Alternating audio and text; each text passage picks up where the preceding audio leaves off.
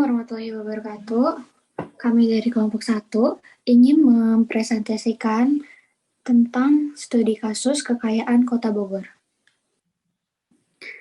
Boleh dilanjut?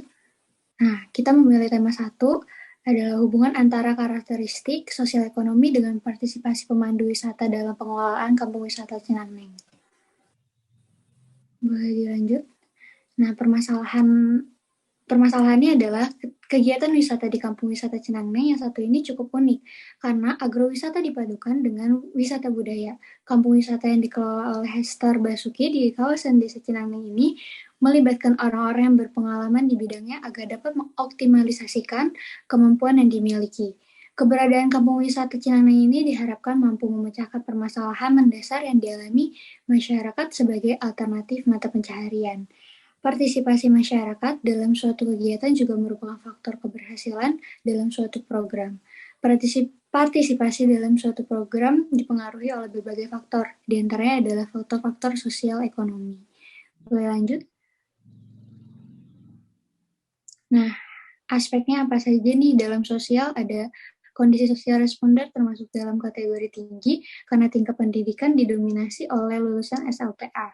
Dalam ekonomi, jumlah tanggungan keluarga responden yang ada di dalam kurang dari 3 orang, jumlah anggota tanggungannya berjumlah 20 jiwa, sekitar atau 66,67%, dan para pemandu wisata tidak hanya mendapatkan gaji pokok pada setiap bulannya, tetapi juga sering mendapatkan tips dari turis mancanegara.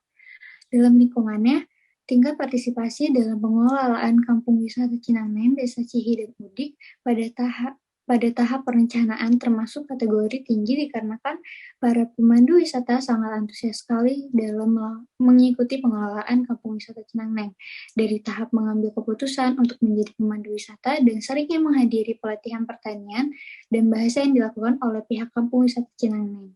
Dalam teknologi yang digunakan sudah canggih sehingga mereka dapat berinteraksi langsung dengan para pengunjung baik dari dalam maupun luar negeri. Boleh lanjut? Nah, kesimpulan di sini adalah satu, kondisi sosial ekonomi pemandu wisata sekitar kampung wisata Cinangneng termasuk dalam kategori tinggi. Tingkat partisipasi dalam pengelolaan kampung wisata Cinangneng, Desa Cihi, dan Udik pada tahap perencanaan termasuk kategori tinggi. Pada tahap pelaksanaan termasuk kategori tinggi, dan pada tahap menikmati hasil tergolong tertinggi. Hubungan antara faktor-faktor sosial ekonomi dengan partisipasi dalam pengelolaan kampung wisata Cinangneng antara lain sebagai berikut. Dengan menggunakan analisis tabel silang, cross-table analysis, semua variabel faktor sosial ekonomi terdapat kecenderungan hubungan dengan partisipasi dalam pengelolaan kampung wisata Cinangneng. Sedangkan dengan menggunakan analisis Range-Sperman, terbukti bahwa ada hubungan antara faktor sosial ekonomi dengan tingkat partisipasi. Tema 2 akan saya bacakan. Pergerakan lutung Jawa Trachypithecus auratus pada fragmen habitat terisolasi di Taman Wisata Gunung Pancar, Bogor. Boleh lanjut?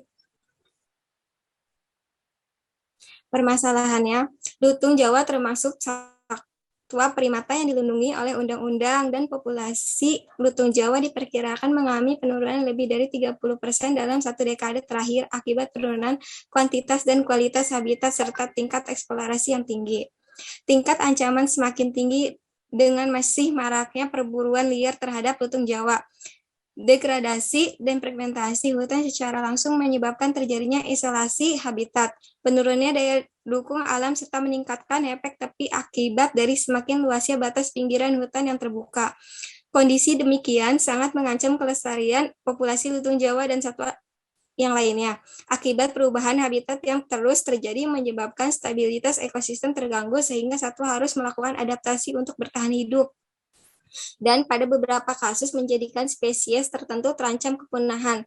Taman Wisata Alam Gunung Pancar merupakan kawasan pelestarian alam di wilayah Jabodetabek. Kawasan Gunung Pancar merupakan bagian dari kelompok hutan hambalang yang tercatat sebagai habitat alami lutung Jawa. Aktivitas dan populasi manusia merupakan bagian dari Terus meningkat pada daerah tersebut, akhirnya mendorong pertumbuhan area permukiman dan pertanian lokal di keliling kawasan hutan Gunung Pancar. Kondisi demikian telah mengakibatkan hilangnya koridor hutan yang menghubungkan kawasan ini dengan kelompok hutan hambalang. Kondisi ini menyebabkan hutan Gunung Pancar menjadi semakin terfragmentasi dan terisolasi. Boleh lanjut? Di sini ada aspeknya. Yang pertama, aspek sosialnya. Rendahnya populasi lutung Jawa di Gunung Pancar dipengaruhi oleh fragmentasi, isolasi, dan gangguan aktivitas manusia. Kombinasi faktor tersebut secara langsung menurunkan kualitas dan kuantitas sumber daya. Dan dari lingkungan, Gunung Pancar sebagai fragmen habitat penting bagi satwa di sekitar kawasan hendaknya mendapat perhatian serius dalam kaitannya dan upaya konservasi satwa liar di Indonesia. Dari teknologi yang digunakan belum terlalu canggih. Selanjutnya dibacakan oleh Nur Farida. Ayo, kesimpulan. Kesimpulannya, rendahnya populasi lutung Jawa di Gunung Pancar dipengaruhi oleh fragmentasi, isolasi, dan gangguan aktivitas manusia. Kombinasi faktor tersebut secara langsung menurunkan kualitas dan kuantitas sumber daya. Gunung Pancar sebagai fragmen habitat penting bagi satwa di sekitar kawasan hendaknya mendapat perhatian serius dalam kaitannya dengan upaya konservasi satwa liar di Indonesia. Perlu adanya perhatian lebih terhadap kawasan TWAGP dan kantung-kantung habitat satwa yang mengalami fragmentasi dan isolasi sebagai upaya mengoptimalkan pengelolaan habitat dan populasi di masa yang akan datang sekaligus meminimalisir resiko kepunahan satwa yang meningkat di akhir-akhir ini.